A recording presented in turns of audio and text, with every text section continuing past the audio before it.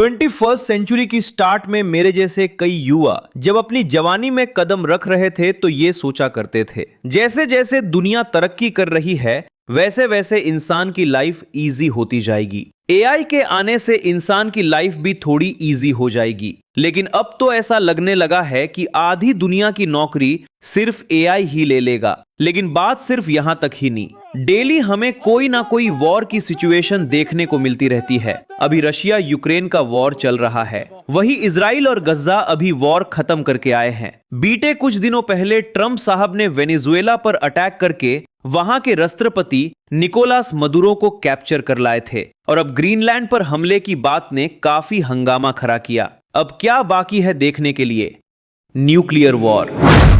कभी सोचा है आपने, अगर न्यूक्लियर वॉर हुआ तो हमारा क्या होगा? है क्या आपके पास कोई जवाब? नहीं ना। चलिए शुरू करते हैं। वीडियो शुरू करने से पहले सबसे जरूरी बात, आप देख रहे हैं वर्थ 2 सेंट्स, तो जल्दी से सब्सक्राइब बटन को क्लिक करके बेल आइकन दबा दो। दबाया क्या? पक्का ना सब्सक्राइब कर दिया? चलिए शुरू करते हैं। अ न्यू स्टोरी, और कुछ आपकी कुछ अपनी। तो बात है सन 1945 की, जब सेकेंड वर्ल्ड वॉर के दौरान हिरोशिमा और नागासाकी पर न्यूक्लियर बॉम्ब गिराए गए। उसके लगभग 6 दिनों के बाद 15 अगस्त को जापान ने अमेरिका के आगे सरेंडर कर दिया। इस न्यूक्लियर हमले में लगभग 1.5 लाख टू 2.2 लाख की मौत हो गई। लेकिन क्या आपने कभी यह सोचा कि अगर आप इन लोगों की जगह होते तो आपके साथ क्या क्या कंडीशन होती? यही है आज की हमारी कहानी। मान लीजिए आप किसी ऐसे देश में हैं जहां कभी न्यूक्लियर अटैक हो जाता है, तो आपके साथ क्या होगा?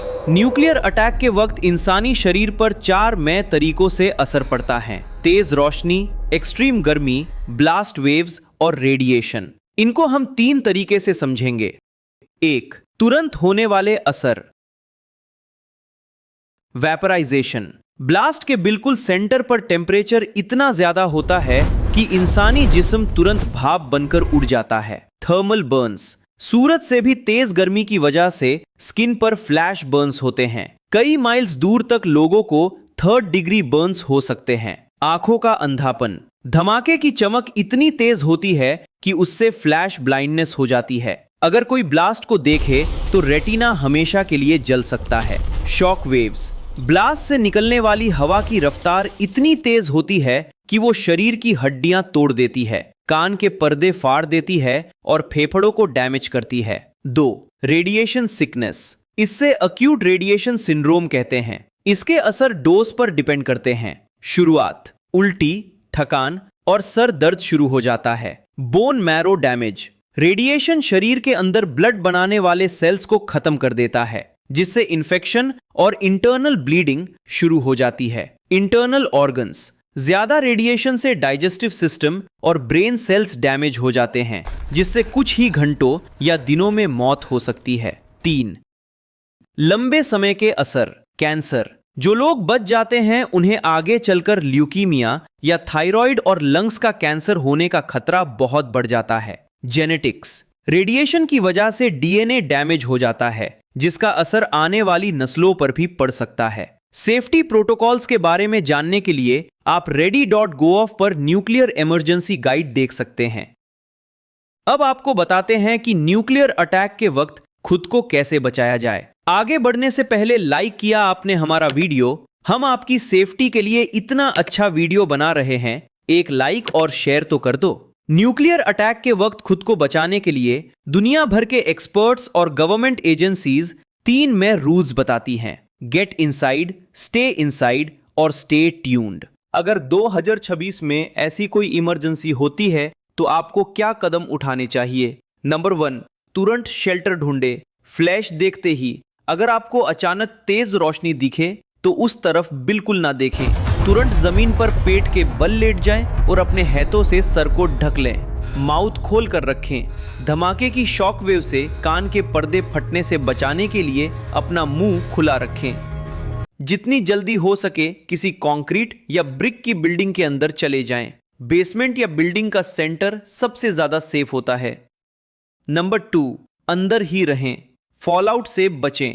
धमाके के 10 से 15 मिनट बाद आसमान से जहरीली राख गिरनी शुरू होती है। इससे बचने के लिए खिड़की और दरवाजे बंद कर दें। डीकंटेमिनेशन। अगर आप बाहर से आए हैं तो अपने बाहर के कपड़े तुरंत उतार दें, उससे 90% रेडिएशन कम हो जाता है, और उन्हें किसी प्लास्टिक बैग में सील कर दें। बिना स्किन रगड़े साबुन से नहाएं। कंडीशनर ना लगाएं। बाल धोते वक्त शैम्पू यूज करें, पर कंडीशनर बिल्कुल नहीं, क्योंकि वो रेडियो एक्टिव धूल को बालों में चिपका देता है। खाना और पानी सिर्फ वही खाएं जो पहले से सील्ड कंटेनर्स या फ्रिज के अंदर था। बाहर रखा हुआ खाना या खुला पानी जहरीला हो सकता है। नंबर 3, खबरों पर नजर रखें। न्यूक्लियर ब्लास्ट के बाद इंटरनेट और मोबाइल नेटवर्क गिर सकते हैं। एक बैटरी वाला या हैंड क्रैंक रेडियो पास रखें ताकि सरकारी हिदायतें सुन सकें। शुरुआत के 24 घंटे रेडिएशन सबसे खतरनाक होता है। जब तक अथॉरिटीज ना कहें, बाहर ना निकलें। Emergency kit checklist. पानी एक इंसान के लिए कम से कम 1 गैलन रोजाना के हिसाब से होना जरूरी है। 2 हफ्ते का ड्राई या कैंड फूड आपके पास हमेशा होना चाहिए। जरूरी मेडिसिन्स और फर्स्ट एड किट हमेशा अपने घर में रखें।